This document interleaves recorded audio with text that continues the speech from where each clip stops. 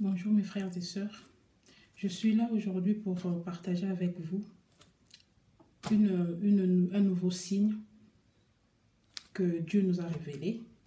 Donc, en fait, c'est la continuité de ce que j'ai partagé avec vous la semaine passée.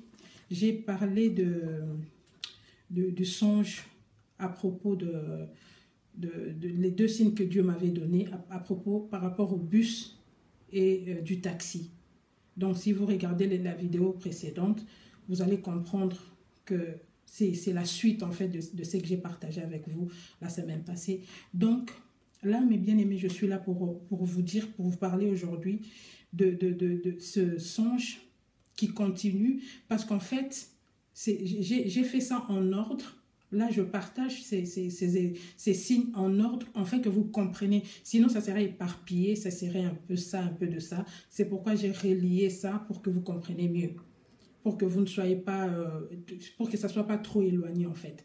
La fois passée, j'ai parlé du bus et du taxi, du conducteur, j'ai parlé des églises, de l'assemblée. Dieu m'a révélé des choses à propos de l'assemblée, de là où je devais aller prier. Et aujourd'hui, je continue avec le même signe de l'église. Pourquoi ? Je veux donc vous raconter ces songes que j'ai eus, que Dieu m'a révélé. En fait, Dieu m'a ouvert les yeux pour me montrer tout simplement. Je vais aller rapidement.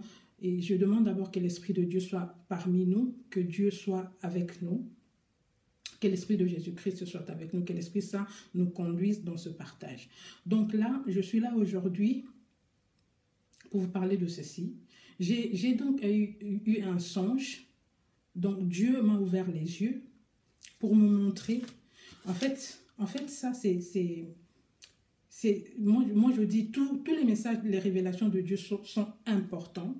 Mais là, c'est vraiment important parce que ça dépend de beaucoup de gens.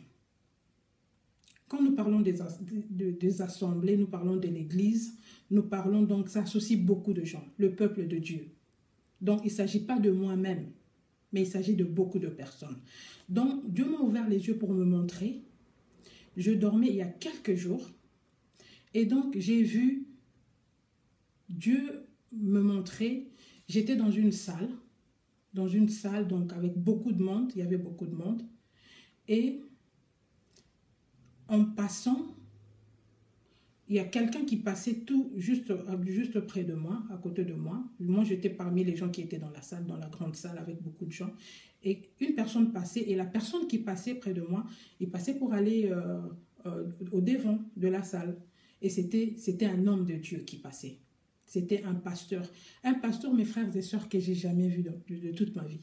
Je ne l'ai jamais vu. Même pour suivre ses prédications, par exemple, sur Internet ou sur YouTube ou quoi, je ne l'ai jamais fait. Dieu m'entend, je ne l'ai jamais fait. Je ne le suis pas, ce n'est pas parce que je le connais ou j'ai entendu quelque chose de lui ou quoi. Non, il y a tellement de serviteurs de Dieu, tellement de pasteurs, que lui, comme par hasard, je n'ai jamais suivi ses prédications. Comme ça. Mais Dieu va me montrer cette personne, ce serviteur de Dieu. C'est un grand serviteur de Dieu, c'est un grand pasteur de Dieu qui passait. Et quand il est passé, voilà. Et il y a quelque chose qui s'est passé là. Mais ça, si je la raconte, je raconte maintenant l'histoire, on va aller dans un autre thème. Donc ça, je veux partager la prochaine fois, parce qu'il s'agit là de ce qui s'est passé donc pendant 1 ou 2 minutes. Il est question d'une porte d'entrée. La porte d'entrée, c'est un autre thème, donc j'en parlerai la prochaine fois. Donc, quand il est passé, il est parti, il est rentré derrière dans une pièce qui était derrière la salle, et en sortant, quand il est ressorti, cet homme de Dieu là était vêtu, donc il a changé sa tenue. Et la tenue qu'il avait sur lui, il était en tenue militaire. Il était en tenue militaire et il tenait des armes avec lui. Il avait des armes avec lui et il s'est couché maintenant, il s'est couché, il s'est mis par terre pour vraiment prendre la bonne position, pour tirer, donc je pense, pour ne rater personne.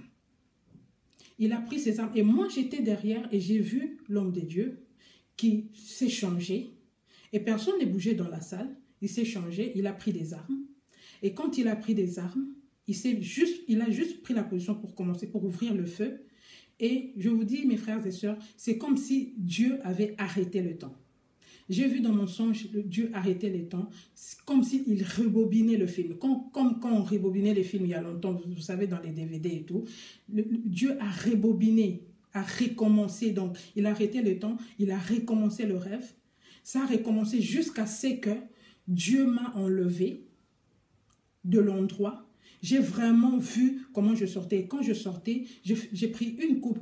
J'avais une tasse entre mes mains, qui signifie quelque chose que j'étais en train de boire. Je suis sortie avec. Ça signifie quelque chose. L'eau de vie, c'est seulement Dieu. Donc, Dieu m'a montré que c'est moi qui étais sortie de là. Je suis sortie de là et je me suis réveillée. Ça, c'est le premier signe. Deuxième signe que j'ai eu, ça, c'est avant même ce rêve. Ça, c'était vraiment un songe de 2 minutes, 3 minutes. Je dormais quand soudain j'ai vu encore un serviteur de Dieu, pour dire servante de Dieu, le serviteur de Dieu que je viens de vous parler, c'est un grand serviteur de Dieu, mais il exerce au Congo. C'est un serviteur que je n'ai jamais vu. Donc, moi, je n'habite pas déjà au Congo, mais c'est un serviteur qui habite au Congo. Et le deuxième serviteur de Dieu, soudain, je l'ai vu s'est transformé en poupée. Soudain, il avait des yeux bleus. Quand je l'ai regardé, ce n'était plus la même personne. Elle avait des yeux bleus, carrément, comme une poupée. Et je me suis réveillée. Donc, j'ai demandé à Dieu pour venir partager ce signe aujourd'hui avec vous. Mes frères et sœurs, moi, je sais de quoi je parle parce qu'il y a quelques années, il y a 20 ans passés, j'avais fait un songe sans que je sache que Dieu me révélait des choses, avant que Dieu m'appelle, me dise dans sa voix audible que voilà, c'est moi ton Dieu qui t'appelle. Tu connaîtras la vérité t'affranchira. Tu es prophète de Dieu. Avant que Dieu m'appelle, me dise toutes ces choses-là. J'avais rêvé il y a 20 ans passé de mon frère, mon petit frère cadet, qui se faisait suivre par des policiers blancs. Je ne connaissais pas, je n'avais rien compris. Mais mes frères et sœurs, après quelques années, mon petit frère cadet, et je pense que tout le monde connaît cette histoire, mon frère cadet avait attrapé la folie, la maladie de la folie. Sa tête avait vraiment pété, excusez-moi le terme, il avait vraiment perdu la tête pendant quelques temps, pendant un bon bout de temps. Mais moi, j'avais fait ce rêve-là qui se faisait suivre par des policiers armés. Il y a beaucoup de signes dedans avec des chiens qui poursuivaient mon petit frère, mais je n'avais pas compris. C'est le même signe avec ce serviteur de Dieu qui s'habille en tenue militaire, qui était armé pour fusiller le peuple de Dieu, pour tirer sur les gens. Et le deuxième signe, c'est le signe des yeux. Tout simplement, le signe, je veux partir pour le premier signe, le serviteur de Dieu en tenue militaire, c'est tout simplement un esprit de brigand. Ce n'est pas un serviteur de Dieu, mais c'est un brigand, un meurtrier, quelqu'un un destructeur, un homme de Dieu qui tue les enfants de Dieu spirituellement, qui ne grandiront jamais, qui sont morts spirituellement, qui n'auront rien parce qu'il les a ravis. C'est un ravisseur. Voilà ce que ça veut dire. Tout simplement, c'est un signe de la sorcellerie. Quelqu'un qui te tue, quelqu'un qui tue le peuple de Dieu, un serviteur de Dieu. Donc, c'est un signe de la sorcellerie, un signe meurtrier. Voilà, ça c'est le premier signe. Je ne peux pas beaucoup entrer dedans, mais en bref, c'est ça. Et le deuxième signe de yeux, un serviteur de Dieu qui se transforme en poupée avec les yeux bleus, c'est tout simplement la communication des yeux. Donc cette servante-là, elle communique avec les yeux. Elle domine avec ses yeux. Elle a l'autorité à partir de ses yeux. Elle a l'esprit de domination, d'autorité sur le peuple de Dieu, de l'envoûtement. Tout simplement, c'est l'esprit de Jézabel. C'est l'esprit de domination, c'est l'esprit de Jézabel. Donc, en gros, je veux dire ça. Pour être bref, maintenant, je veux partir de pourquoi Dieu nous révèle ceci et pourquoi Dieu me parle à moi pour que j'en parle à son peuple, à mes frères et mes sœurs, pour que je partage de ceci.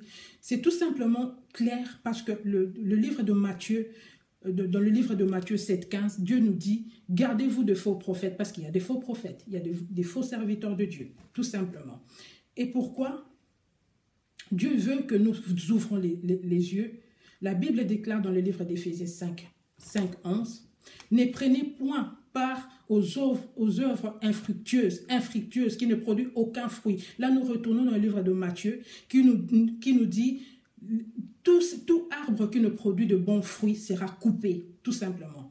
Des œuvres infructueuses, c'est le même verset, je peux dire, avec le verset d'Éphésiens 5:11.